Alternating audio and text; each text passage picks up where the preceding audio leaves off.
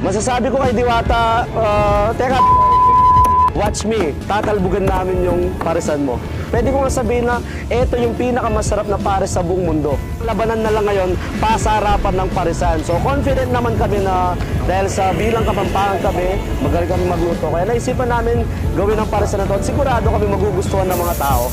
Sa Brothers Pares, ino-offer din namin dito unlimited rice with free soft drinks. Meron kaming 120 pesos, beef siya na may kanin.